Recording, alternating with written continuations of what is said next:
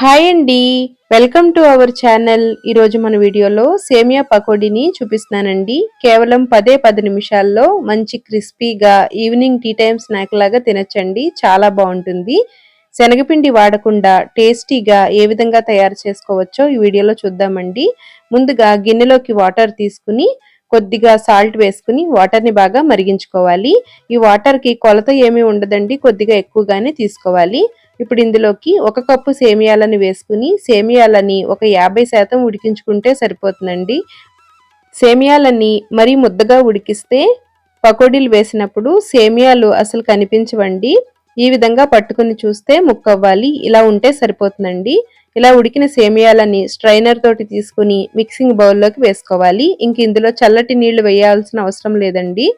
ఎక్కువగా సేమియాలతోటి సేమియా పాయసం, ఉప్మా ఇంకా పులిహోరని తయారు చేసుకుంటూ ఉంటారండి. కానీ ఇలా పకోడీని ఒక్కసారి ట్రై చేసి చూడండి. కరకరలాడుతూ చాలా బాగుంటుందండి. ఏ కప్పుతోటైతే సేమియాలు తీసుకున్నామో అదే కప్పుతోటి 3/4 కప్పు నేను ఇక్కడ గులశనగ పప్పుని మిక్సీ చేసుకుని తీసుకున్నానండి. మీరు శనగపిండి అయినా తీసుకోవచ్చు. గులశనగ పప్పు పొడిని వేయడం వలన ఎక్స్ట్రా క్రిస్పీగా టేస్టీగా ఉంటాయండి. అలాగే ఒక అరకప్పు బియ్యం పిండిని వేసుకోవాలి.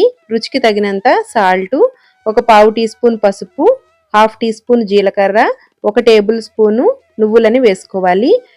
నువ్వులు పచ్చివేనండి, ఫ్రై చేయనవసరం లేదు. పకోడీ తింటున్నప్పుడు అక్కడక్కడ నువ్వులు తగులుతూ చాలా టేస్టీగా ఉంటాయండి. నెక్స్ట్ ఇందులోకి 1 టేబుల్ స్పూను అల్లం పచ్చిమిర్చిని కచ్చా పచ్చాగా దంచి వేసుకుంటున్నానండి. మీకు ఇందులో వెల్లుల్లిని కూడా కావాలనుకుంటే యాడ్ చేసుకోవచ్చు.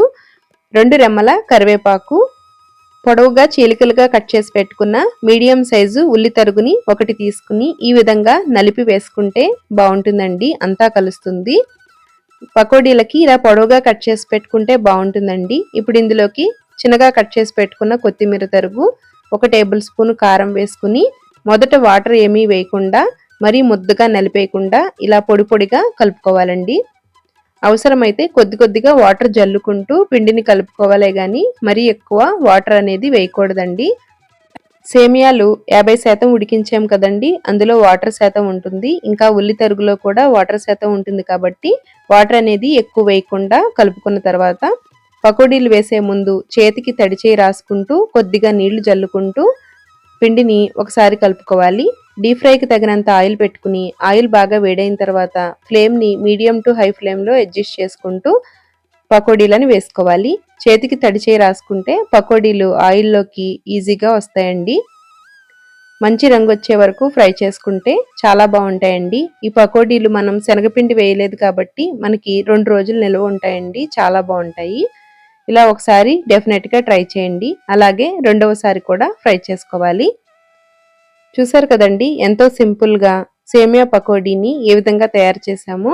దీనికి కాంబినేషన్గా మన ఛానల్లో పాలకూర స్వీట్ కార్న్ సూప్ కూడా ఉందండి. ఎండ్ స్క్రీన్లో లింక్ ఇస్తాను, ఒక్కసారి చూడండి. వీడియో నచ్చితే లైక్ చేయండి, షేర్ చేయండి. Thanks for watching.